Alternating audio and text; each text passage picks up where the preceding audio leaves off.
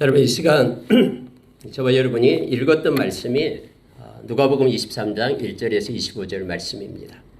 말씀을 보면 예수님께서 신문을 받게 되는데 세 번의 장면이 나타나게 됩니다. 누가는 예수님께서 신문 받은 장면을 말할 때에 한 가지 다른 복음서에는 있는 것을 여기 기록을 하지 않았던 것이 있습니다. 바로 가룟 유다의 죽음에 대한 내용을 기록하지 않았습니다.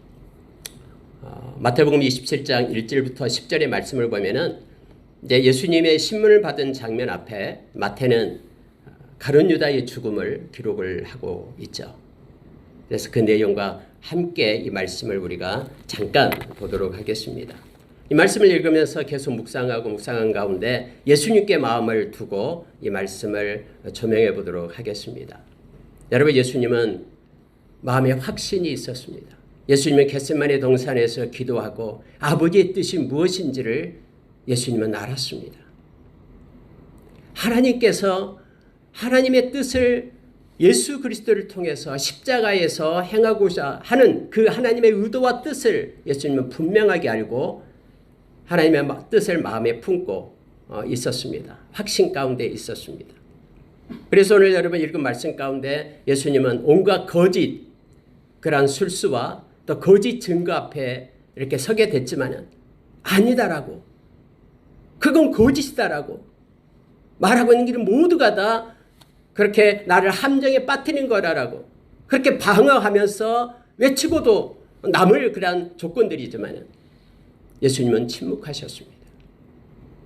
예수님은 성령께서 이끄시는 대로 하나님의 뜻을 행하게끔 성취되게끔 성령이 앞서서 인도하시는 대로 그는 순종하면서 나아가고 있는 예수님의 모습을 말씀 가운데서 우리가 보게 됩니다. 예수님께서는 요한복음 4장 34절에서 나의 양식이 있단다라고 말합니다. 그 양식은 아버지의 뜻을 행하되 온전하게 행하는 것이 예수님의 양식이다라고 말합니다.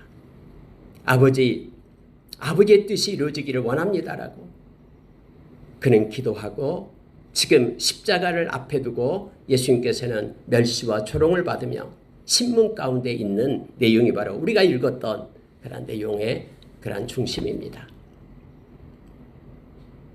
여러분, 그래서 순종의 능력, 확신과 침묵이라는 예수님의 모습을 보면서 순종의 능력을 우리가 이 시간에 생각해 보기를 원합니다.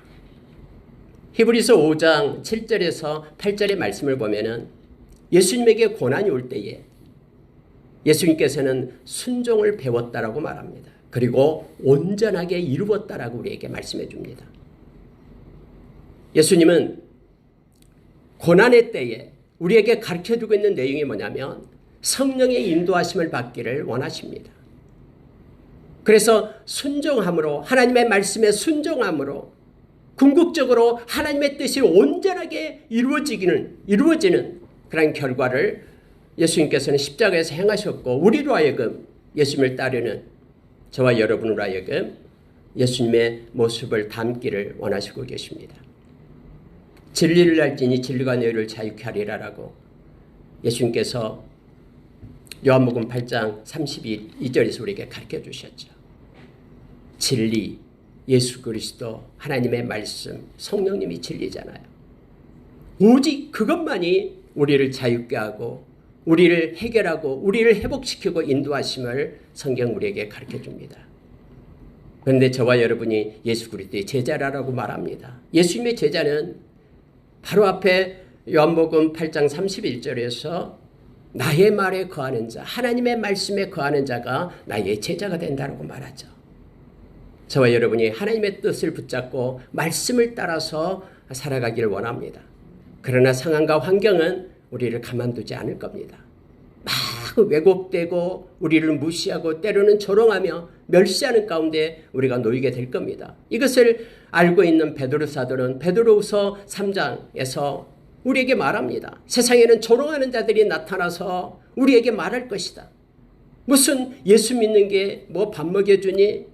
예수님이 뭐 다시 온다고 오신다고 하는데 그게 어디 있냐? 뭐 2000년 전에 하늘과 지금이 똑같지 않냐 하면서 우리를 조롱하고 멸시할 겁니다. 그런데 베드로 사도가 우리에게 가르쳐준 메시지가 바로 그거였죠.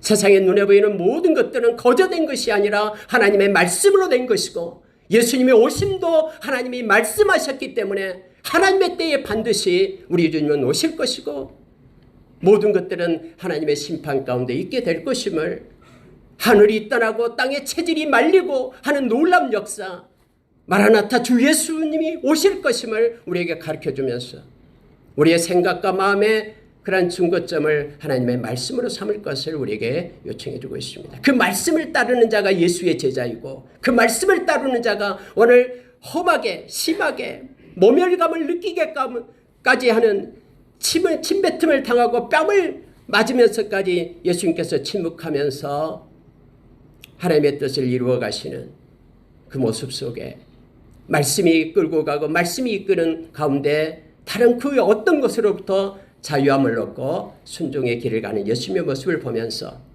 저와 여러분에도 동일하게 세상이 우리를 뒤엎으려고, 세상이 우리에게 미혹하고 우리를 그렇게 넘어뜨리고 함정에 빠지려고 한다고 할지라도 말씀을 붙잡고 살아가는 하나님의 뜻을 향하는 저와 여러분 되기를 원합니다. 여러분, 오늘 읽은 말씀 가운데 조롱받는 이들이, 조종받는 이들, 조롱이 아니라 조종받는 이들이 있습니다. 여러분, 악한 자는요 세상의 영이죠. 악한 자는 에베소서 2장 2절 이하에 보면은 예수 그리스도를 믿지 않는 사람들을 끌고 간다라고 말하죠. 끌고 갑니다. 그래서 그 악한 영에 의해서 조종을 받게 돼요. 인생이 내 거니까 내 마음대로 살게끔 하고 세상의 풍조를 따라서 살게끔 그렇게 악한 자의 조종을 받게 됩니다. 마태복음 27장 27장 1절에 10절에서 가룟 유다를 한번 봅시다. 성경에 보면은 가룟 유다는 돈을 사랑한 자다라고 표현을 합니다. 뭐 여러 가지 왜 가룟 유다가 스승인 예수를 팔았을까에 대한 뭐 많은 말들도 있습니다. 그러나 성경에서 말해주고 있는 것이 그가 돈깨를 맡았고 돈깨에서 자기가 표를 따라 갖다 썼던 자라라고 말합니다.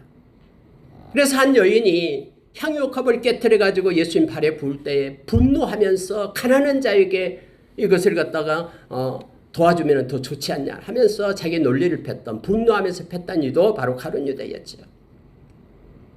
성경은 그에게 사탄이 들어갔다라고 표현해주고 있는 것을 우리는 너무나 잘 압니다. 돈에 약한 사람은 악한 자가 잘 알아요. 그래서 이 돈에 대한 유혹에 빠지게 됩니다.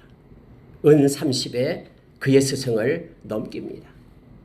그러나 여러분, 자기에게 손해가 돈을 주어 30이 가지고 있지만은 그의 마음 가운데는 죄책감과 슬픔으로 가득 차게 됩니다. 비록 가지고 있지만은 그것을 쓸 수가 없어서, 잠을 잘 수가 없어서 도로 대제사장에게 갖다 주죠. 내가 죄 없는 자를 팔았다면서 후회하며 갖다 줍니다마는, 여러분, 처음에 예수 그리스도를 넘길 때에는 막 기뻐하며 친구가 되었던 대제사장들, 또 다른 서기관들, 그들이요 가룟 유다의 친구가 되지 않습니다. 그를 버립니다. 그를 조종했던 악한 사탄도 그를 버립니다. 제의를 합니다. 요한복음 10장 10절에서 약한 사탄이 온 것은 도둑질하고 죽이고 멸망시키려는 것이다라고 말하고 그를 죽이게끔 버리죠. 그래서 여러분, 마태복음 7장 27장 1절 20절에서는 가룟 유다가 목매여 죽은 자살하는 장면이 기록되어 있음을 보게 됩니다. 악한 사탄은 사용할 때는 미혹하고 달콤한 말로 유혹하지만 일단 자기의 것이 성취되면 그냥 버리는 거예요. 절대로 긍휼을 베풀지 않습니다. 악한 자는요. 그냥 사용하고 버리게 됩니다. 악한 자의 미혹에 우리는 빠져서는 안 됩니다. 예수님이 오신 목적은 양으로 생명을 얻게 하고 더 풍성히 얻게 하는 것이지만 악한 자가 온 것은 죽이고 멸망시키는 것입니다. 도둑질하고 우리 걸 다 뺏어갑니다. 악한 사탄 가룟 유다가 죽게 됨을 알게 합니다. 이 원래 악한 사탄은 조종의 영이에요. 조종을 하려고 합니다. 대제사장과 서기관들 보시기 바랍니다. 그들은 영적으로 완전히 그들이 하나님을 잘 섬긴다라고 말하지만 그들이 영적으로 무지한 자들이었습니다. 영의 눈이 뜨지 못한 자였습니다. 세상에 빌라도도 예수님이 죄가 없다라고 3번씩이나 오늘 말하지만 헤로드 왕도 예수에게서 죄를 발견할 수 없다라고 절대로 사형에 이를 수 없다라고 그렇게 말하지만 이 대제사장들 서기관들은 아니다라고 예수를 죽여야 된다라고 그는 죄가 있다라고 영적으로 눈을 뜨지 못한 무지한 자였음을 성경은 말해주고 있습니다. 그들에게는 일관성이 없습니다. 너무너무나 무지합니다. 그들이 내어주었던 은전 30을 도로 갖다 주었음에도 불구하고 그들은 마치 자기가 거룩한 자들이라 된 것처럼 이 핏값을 성전 금고에 넣을 수 없으니까는 선을 베풀어서 나그네의 무덤을 삼는다라고 핏값이다라고 하면서 나그네들의 무덤을 삼았던 것을 에레미야의 그러한 예언이 성취된 것을 우리가 너무나 잘 알고 있잖아요. 이처럼 그들은 위선적입니다. 죄 없는 예수님을 죽이려고 그렇게 말씀을 어기면서 그렇게 행하고 한쪽에서는 그것이 율법을 지킨다고 하면서 그 돈을 성전 금고에 넣을 수 없다고 하는 이러한 토약질나는 거만을 떨고 있는 것을 보게 됩니다. 조종받고 있기 때문에 그렇습니다. 악한 자의 조종을 받아서 그들은 권세에 눈이 멀었던 사람들이거든요. 예수님을 통해서 그들의 권세가 기득권이 훼손되니까는 어떻게 하면 예수님을 죽여가지고 자기들의 종교 세력 기득권을 세우고자 했던 그들 가운데 가룟 유다는 돈 때문이었다면 그들은 자기들의 그 권세를 잃어버리지 않기 위하여 예수를 죽이기 위하여 발버둥 쳤음을 말합니다. 빌라도가 아무리 죄가 없다라고 말해도 그들은 사형할 수 있는 그러한 권한이 없거든요. 그래서 어떻게 하면 거짓말을 통해 가지고 예수 그리스도를 내란죄로 몰아가지고 세상의 나라의 왕이다라고 그를 몰아세워서 십자가에 죽이려고 빌라도가 3번씩이나 죄가 없다라고 말하지만 계속해서 그 무리들을 동원해 가지고 정치적인 세력화시켜 가지고 십자가에 못 박으셔서 하면서 난리를 떠는 대제사장 서기관들의 모습을 보게 됩니다. 이들의 그러한 꿰매 놀아나는 그 군중들 무리들을 우리는 보게 됩니다. 예수님께서 예루살렘에 입성할 때 옷을 벗어서 던지며 호산나 주 예수여 찬양을 받으실리여 다윗의 자손이여 왕이여 하면서 찬양하고 경배했던 그들이었습니다. 그러나 그들이 정치적인 의도가 로마로부터 그들을 갖다 구원해주지 못할 예수라는 것을 알게 될 때, 그냥 힘없이 죽게 된다는 걸 알게 될 때, 자기의 욕망과는 전혀 다름을 알게 될 때 그들은 예수님을 버립니다. 십자가에 못 박혀서서 하면서 그들은 계속해서 외쳐대는 거예요. 빌라도가 아니 죄가 없다니까 아무리 외쳐도 십자가에 못 박혀서서 하면서 군중 심리를 동원하면서 예수를 십자가에 못 박기 위하여 놀아났던 그들의 모습을 보게 됩니다. 다 조종받은 것입니다. 빌라도는 예수님이 죄가 없다라는 것을 너무나 잘 알고 있었습니다. 예수님의 침묵을 보면서 예수님의 행동을 보면서 많은 사람이 너를 죽을 죄인이다 하고 사람들을 선동해서 이 로마를 대적하는 그런 왕이다라고 그렇게 외친 것이 다 거짓임을 빌라도는 알고 있었습니다. 그럼에도 불구하고 그가 놓으려고 했는데 그는 사람이 두려웠던 것입니다. 밀란이 날까봐 계속해서 끊임없이 외쳐대는 무리들을 보면서 그게 사실이 아닌 줄도 알면서 사람이 두려워서 예수님을 그들의 손에 넘겼음을 우리는 너무나 잘 압니다. 이것도 조종받은 것입니다. 사실을 사실대로 진리를 진리대로 외치고 나가지 못한 연약함이 그에게는 있었기 때문에 그렇습니다.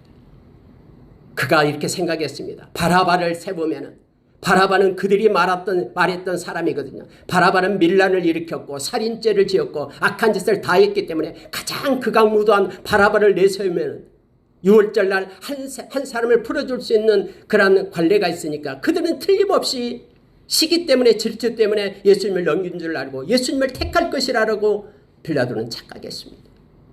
그래서 극악무도한 바라바를 세웠는데 무리들은 바라바를 원하고 예수를 죽여라라고 그렇게 외친 것입니다.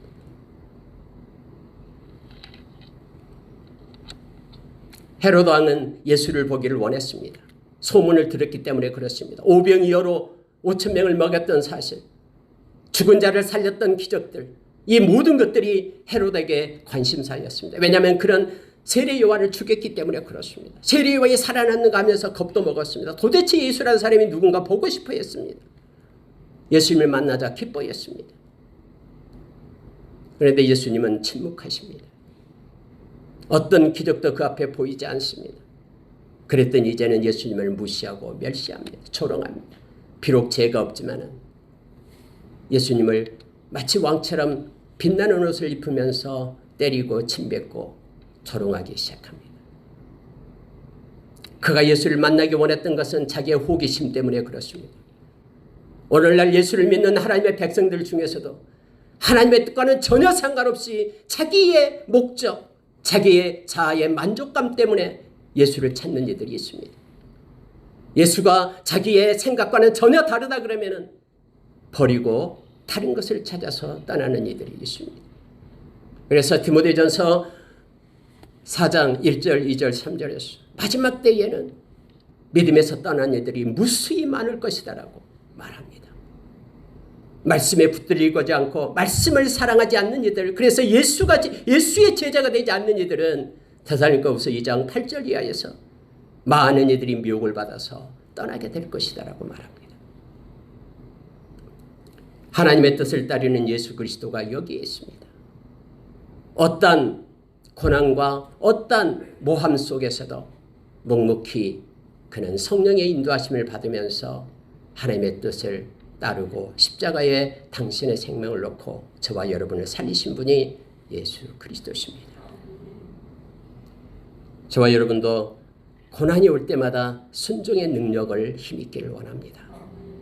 성령을 조정하려고 하지 말고 성령께 맡기고 성령이 인도하시는 대로 우리가 주님이 일하는 곳에 서기를 원합니다. 사역은 성령께서 인도하시고 성령의 뒤를 따라가는 것입니다. 하나님의 뜻을 따라서 예수님이 어떤 상황 가운데서도 흔들림 없이 그 길을 가셨듯이 예수님께서 말씀했던 것은 내가 유대인의 왕이다. 내가 그리스도다. 그 외에는 침묵하시며 묵묵히 십자가를 지시고 개의치 않으시고 부끄러움을 개의치 않으시고 저와 여러분을 살리신 우리 주님을 우리가 바라보며 남은 세상 주님을 따르는 자로 예수의 제자로 우리가 서기를 원합니다. 함께 기도하겠습니다.